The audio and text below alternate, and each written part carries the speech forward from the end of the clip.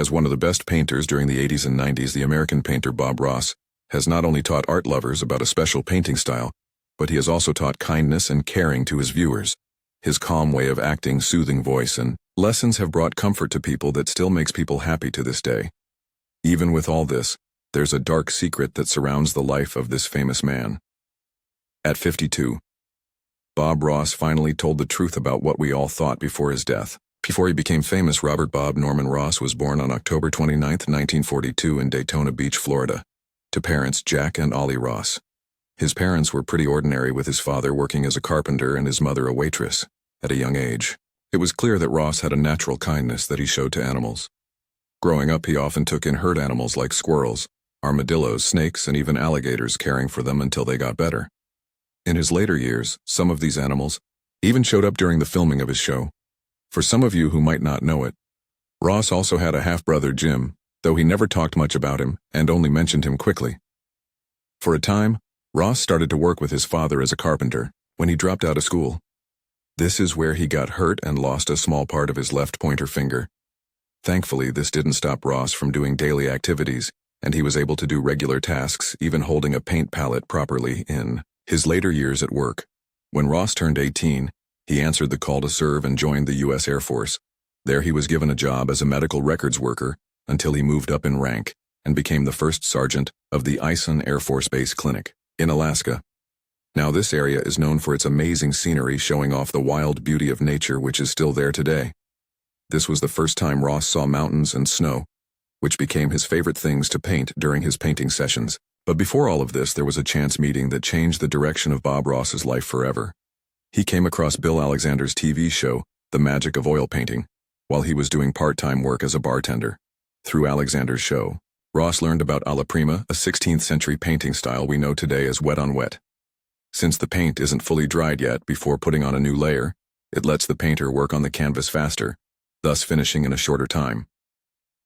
In Alexander's show, he was able to finish the painting in half an hour, which inspired Ross.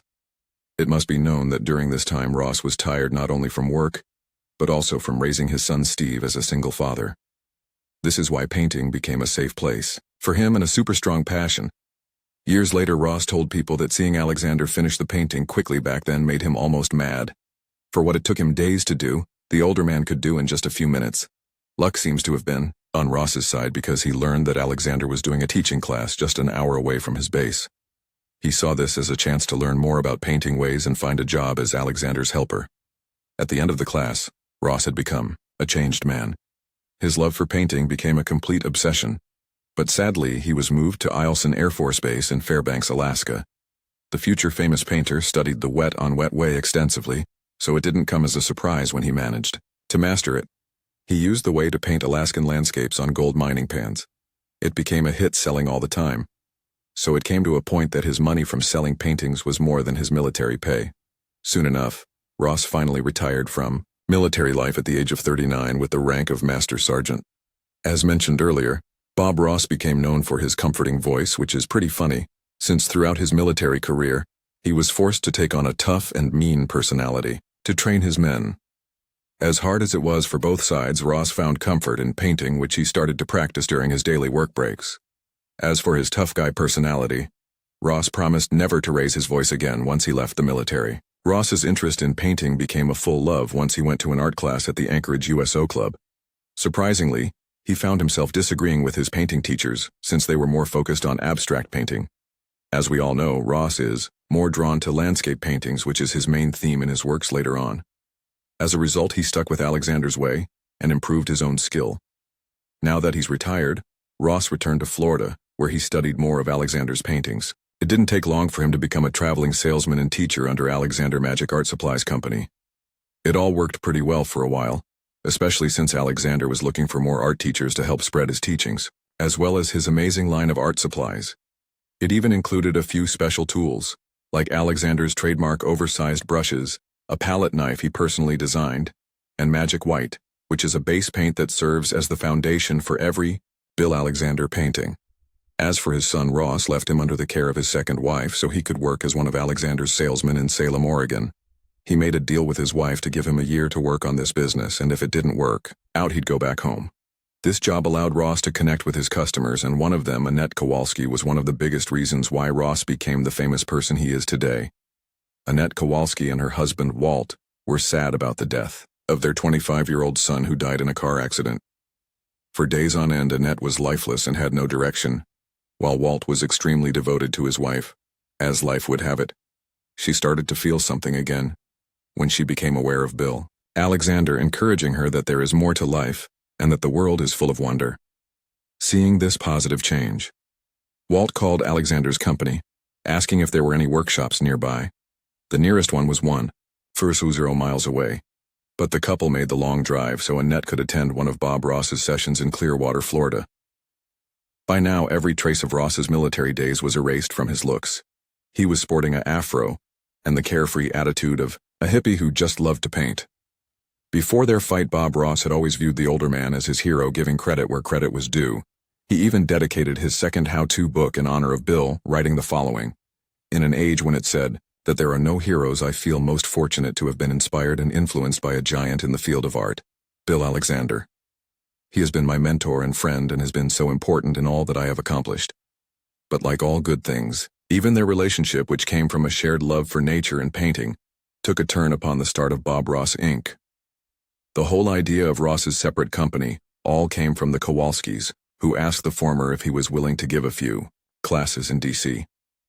Naturally, Ross was up for the job since more work equals more money. The Kowalskis even agreed to pay him a salary for his work, while also covering his living costs by letting him stay in their spare room at home. Of course, even the art materials and other tools were covered by the couple. From the beginning, Annette already liked Bob, and it was during one of their sessions when she told him that he could launch his own career. She and her husband, Walt, even helped pay for Ross and his wife's money so he could start his own company. Even with the skills and connections they have, Bob Ross Inc. struggled heavily during the first few years of its start. It's also important for you viewers to know that the strain between the two painters' relationship has yet to happen. In fact, Alexander was even generous enough to boost Ross's influence. The older painter's help came in the form of allowing Ross to film alongside him for a time, so it wasn't uncommon to see Alexander and Ross share the screen. They recorded one commercial where Alexander can be seen passing the brush, which was seen as friendly joking, and a joke among them hand over the almighty brush to an almighty man. Their relationship only turned bad when Ross and Annette Kowalski were approached by WIPB, the local PBS station, when they were running a workshop in Indiana. Naturally, Ross grabbed the opportunity, and even though Alexander had the top spot at the station, it was overshadowed by the success of Ross's own show, The Joy of Painting. Because of his down-to-earth tone and how his appeal was better than Alexander's in front of the camera, it didn't take long for the show to reach mainstream success. Soon it was picked up by different stations, and Ross soon found himself as one of the top working stars on TV. As sad as it was, this is the very reason why the two painters had a falling out. Not many people know how such a feel-good and inspiring show came from such situations. If this doesn't sound sad to you, wait until you hear what happened to Bob Ross Inc. later. In an interview with the New York Times in 1991, Bill Alexander opened up about how Ross betrayed him, explaining that he was the one who invented the wet-on-wet way. Yet Ross thought he could do it better.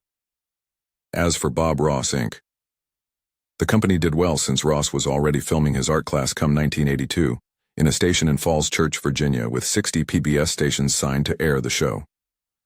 Considering all the work he has done, and under his name Bob Ross did all his paintings for free, and was paid from the how-to books, art supplies, and videotapes. The Joy of Painting ran from January 1983 until May 1994, but it continues to have reruns to this day on several channels like Create, and even on the streaming platform Hulu. From humble beginnings, Bob Ross Inc. became a $1.15 million business that included classes done under his style and way, with teachers who are Ross certified. There's an estimate of around 30,000 paintings Ross did throughout his lifetime, but his works are pretty rare on the market since most of them are under Bob Ross Inc., which is under the Kowalskis. Because of his private nature, the world was shocked to discover Bob Ross's early death on July 4, 1995, after suffering from complications of lymphoma. Before this, the respected painter also had a string of health issues that mostly came from his being a chain smoker. He was only 52 and already had a stock of 7 paintings for what was supposed to be the 32nd season of The Joy of Painting. Today, the image and likeness of Bob Ross is forever tied to painting and nature and is often connected with positivity. His likeness has been put into pop culture so much that TV shows, movies, characters, and many others are inspired by it. In October 2015, popular streaming platform Twitch even hosted a 9-day marathon of back-to-back episodes of The Joy of Painting to remember what would have been the painter's 73rd birthday. The event was so successful that Twitch decided to rebroadcast the show every Monday with a portion of the money from the stream donated to several charities. The following year, streaming giant Netflix added one of Bob Ross's series, Beauty is Everywhere, to their streaming platform, which brought not only new fans but also renewed interest in the life and works of the painter. The Kowalskis saw this growth and hopped on the trend. They found success in their business, creating a YouTube channel dedicated to Bob Ross, and even getting 1 million subscribers within a year of its creation. It's safe to say it's nearly impossible for them to miss and not take advantage of this opportunity, given that they are the only group managing the image of Ross. Speaking of the Kowalskis, the couple became the sole owners of the company upon Ross and his wife's deaths. It was written in the company's terms that the death of any partner would lead to the stock being equally divided among the remaining partners. As it happened, the Kowalskis outlived Ross and his second wife, and it worked to their benefit since they have always been business-minded from the beginning. In later years, they even aggressively fought off members of Ross's family for allegedly trying to sign over the respected painter's rights to them before his death. Ross was not a man of conflict and put his family first. What he did instead was write off the Kowalskis out of his will and left the rights to his name, likeness, and estate to his sons, Steve and Jim, his half-brother. From a soothing show that gave comfort, the battle for the rights became pretty ugly, and the Kowalskis were not letting up. They argued that everything Bob Ross did during his run in the company was work for hire. Ultimately, the ruling favored the Kowalskis and they won the lawsuit. It was one mess after another, but fortunately fate soon favored the remaining Ross family. When the Kowalski couple retired, their daughter Joan took over the company, and she made several changes. Compared to her ruthless parents, she became more open about the company and even let others in on selling the products outside their core business ventures. On top of that, she also oversaw a settlement with Steve Ross and Jimmy Cox, Bob Ross's half-brother, granting them the rights to use the Ross name and likeness without getting into trouble. This move also allowed Steve Ross to start painting and resume an art career again, a practice he had to stop for fear of getting a lawsuit. Despite being an icon, Bob Ross is one of the few well-known people who managed to keep most of his life private. What we do know about his personal life is that he married 3 times and is a father to 2 children. His first child was from someone he had a relationship with back in his younger years. His first marriage to Vivian Ridge gave him a son, and this son of his, Robert Stephen Ross, grew up to follow in his footsteps as a painter. Ross's marriage to Ridge ultimately ended in divorce, but his relationship with his son was as strong as ever. Steve Ross even appeared in The Joy of Painting a couple of times and grew up to become a Ross certified instructor, passing on his old man's legacy. Young Steve appeared during the last episode of The Joy of Painting's first season, where he read aloud the viewers' how-to questions directed to Ross. Of course, the older Ross took time and answered their question as best as he could, while also working on the canvas until he completed it. Ross married for a second time the same year he divorced Ridge. His second marriage was to a woman named Jane, and theirs was a childless marriage. Their union would have lasted longer had she not died of cancer in 1995. Ross's third and final marriage was to Linda Brown in 1995. Just 2 months before his death. Information about Bob Ross's personal life is pretty scarce, and there are only a handful of interviews where we can get an idea of how he was as a person as seen in Bob Ross the Happy Painter. Other than that, pretty much everything is kept private since it falls under Bob Ross Inc., making sure that his privacy and intellectual property are out of the public eye. One other thing that many wonder about Bob Ross is the kind of religion he practiced. Unfortunately, it's one we may never fully know given how private he was.